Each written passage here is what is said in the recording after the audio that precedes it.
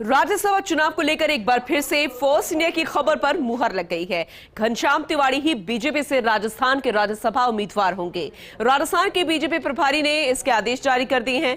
दरअसल कल ही force India ने घनश्याम तिवाड़ी के उम्मीदवार होने को लेकर खबर चलाई थी। बता दें कि राजस्थान में 4 सीटों पर राज्यसभा चुनाव होना है। चुनाव के लिए 24 मई से नॉमिनेशन प्रोसेस शुरू हो चुका है। 31 मई नॉमिनेशन की आखिरी तारीख है।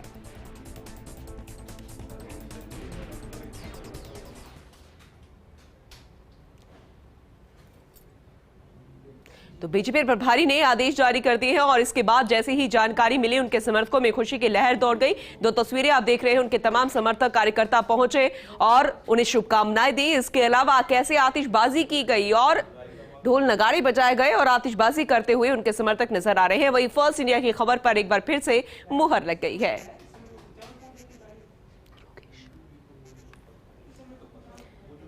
वहीं बीजेपी प्रभारी घनश्याम तिवाड़ी से खास बातचीत की हमारे सहयोगी योगेश शर्मा ने।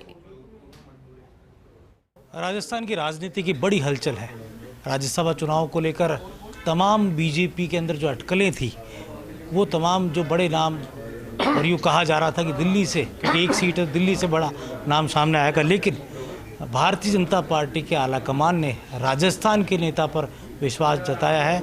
उस नेता पर विश्वास जताया है जो ज़मीन से जुड़ा, जो जनसंघ से लेकर आपातकाल में जेल में जाने से लेकर और आज बीजेपी के अंदर एक बड़े चेहरे के तौर पर स्थापित है।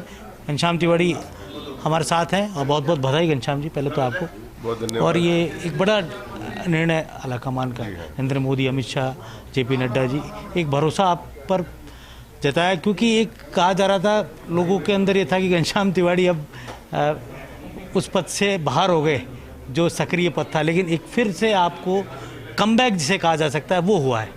मैं इस निर्णय के लिए केंद्रीय नेतृत्व के प्रति बहुत आभार प्रकट करता हूं और कृतज्ञता प्रकट करता हूं और उनको धन्यवाद देता हूं कि उन्होंने मेरे पर ये विश्वास किया है और मैं इस विश्वास पर पूरा खरा उतरने की कोशिश करूंगा।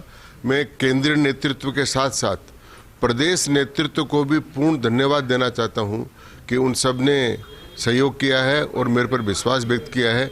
उनके प्रति भी मैं आभारी हूँ। घनश्याम जी, बहुत लंबा सफ़र रहा, लेकिन बीच का एक दौर था जिसे हम कहा जा सकता है संक्रमण काल भी कहा जा सकता है, या एक कहा जा सकता है राजनीति से बिल्कुल अलग आपका एक जीवन चक्र चला। अब फिर से उस मुख्यधारा में लौटेंगे। लोकसभा चुनाव आप लड़े थे, लेकिन उस वक्त आपको जीत नहीं मिल पाई थी, लेकिन अब संसद में आप जाएंगे।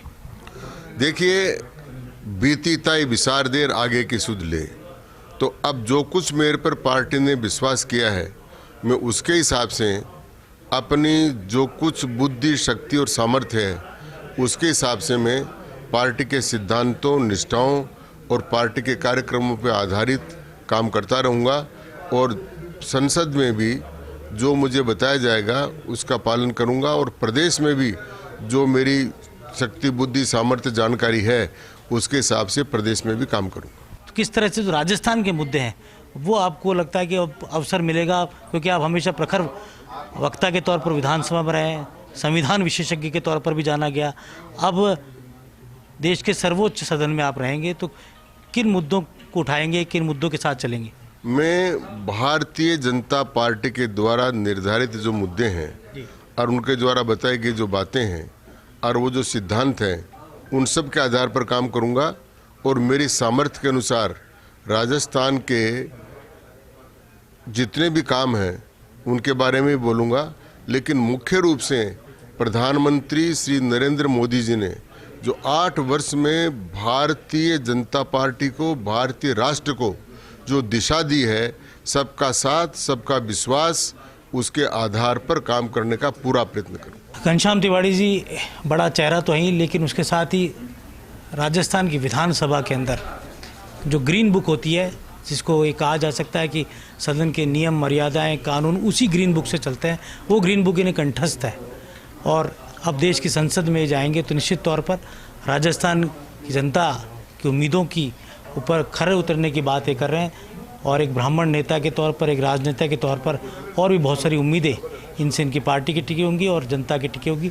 और निश्चित तौर पर और एक राजनीतिक अगले पड़ाव के बाद ये कहा जा सकता है कि घनश्याम तिवाड़ी का एक कमबैक है, एक संजीवनी है जो उन्हें बीजेपी के आला कमान ने दी है।